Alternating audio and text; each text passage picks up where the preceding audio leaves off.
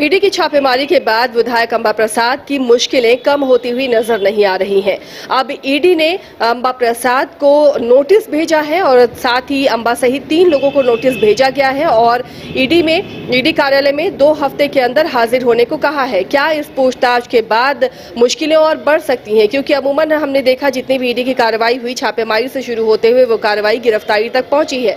अब ईडी के हाथ क्या दस्तावेज लगे हैं, कौन कौन से ऐसे सबूत लगे हैं जिससे विधायक अंबा प्रसाद की मुश्किलें बढ़ सकती हैं, ये पूछताछ के बाद ही पता चल पाएगा, जब अंबा प्रसाद से वो तमाम सवाल पूछे जाएंगे और अंबा प्रसाद उनका जवाब सही दे पाती हैं या फिर वो मुश्किलों में घिरती हैं। हमारी सहयोगी करिश्मा भी हमारे साथ जुड़ी हुई है। करिश्मा, लगातार अंबा प्रसाद इन दिनों सुर्खियों में है छापेमारी के बाद से। अब जब अंबा सहित 3 लोगों को ईडी का नोटिस गया है तो क्या ये माना जाए कि आने वाले दिनों में विधायक की मुश्किलें बढ़ सकती हैं? जी देखिए, अंबा प्रसाद की मुश्किलें अब बढ़ती हुई नजर आ रही है, क्योंकि आपने देखा होगा कि रांची वाले आवास में ईडी की जब दबिश देखने को मिल रही थी तब यही माना जा रहा था कि कई दस्तावेज जो है ईडी अपने साथ लेकर गई है।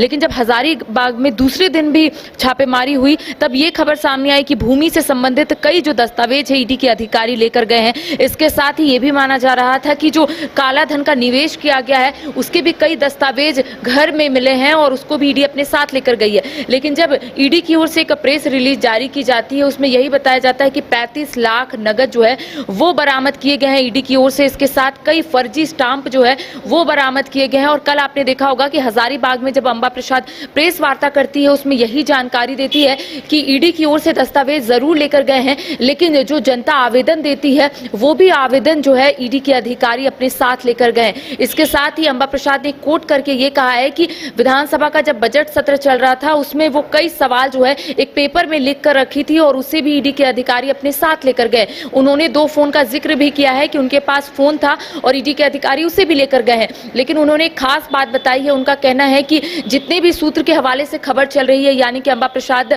200 करोड़ की मालकिन है, तो उसमें उन्होंने विराम लगाते हुए ये कहा है कि उनके नाम से सिर्फ एक उनकी कार है जो विधानसभा से फाइनेंस किया हुआ है और समय समय पर वो उसका EMI भरती है। तो कह सकते हैं कि अंबा प्रसाद ने अपनी बातों को जरूर मीडिया के समक्ष रखी है, लेकिन दूसरी ओर जो ईडी की ओर से प्रेस रिलीज जारी की गई है उसमें यही कहा गया है कि 35 लाख नगद जो है वो बरामद किए गए। देखिए, यही हमें पता चल रहा है कि जो गोविंदपुर के पद स्थापित सीओ है शशि भूषण, उनके आवास से 20 लाख नगद जो है वो ईडी को मिले थे जिस दिन छापेमारी पहले दिन हो रही थी। उनका जो हवाई अड्डा के पास आवास है वहां पर जब ईडी की दबिश देखने को मिली, छापेमारी हुई, उस दौरान कई जो दस्तावेज कहा जाता है कि उन पर अंबा प्रसाद की खास इनायत रहती थी और CI से CO तक बनाया गया, प्रमोट किया गया। तो क्या ये लिंकअप ईडी की टीम करेगी और मुश्किलें बढ़ सकती हैं? जी देखिए, इससे पहले हम बता देते हैं अपने दर्शकों को कि अंबा प्रसाद ने इस सवाल का भी जवाब दिया। उनका कहना है कि जो CO का नाम सामने आ रहा है वो CO से इनकी नहीं बनती है, वो भ्रष्ट ऑफिसर है। इसके साथ उन्होंने यही कहा है कि मेरा और उस CO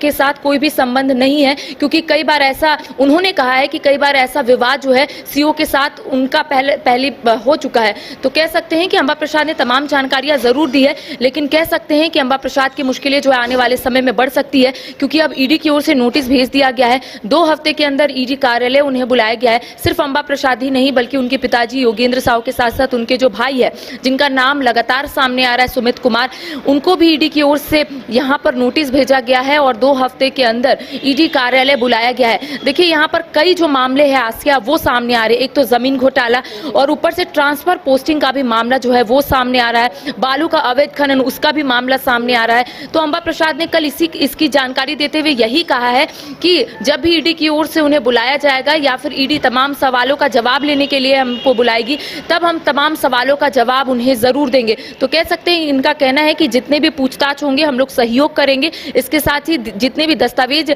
का जिक्र उन्होंने किया, उनका कहना है कि सभी दस्तावेज लेकर ईडी के सामने जरूर हम लोग जाएंगे और बताने और समझाने की कोशिश करेंगे कि आखिर उनके पास कौन से दस्तावेज। चलिए, तो ये तो साफ हो गया कि अंबा प्रसाद ईडी के नोटिस पर हाजिर होंगी ईडी कार्यालय और उन तमाम सवालों के जवाब देंगी जो आरोप उन पर लग रहे हैं। लेकिन इन सब के बीच जब विधायक अंबा प्रसाद, उनके पिता और भाई को ईडी का नोटिस आया है तो ये माना जा रहा है कि उनके लिए मुश्किलें आने वाले दिनों में बढ़ सकती हैं। फिलहाल इतना ही, लेकिन आप देखते रहिए न्यूज़ 22 को।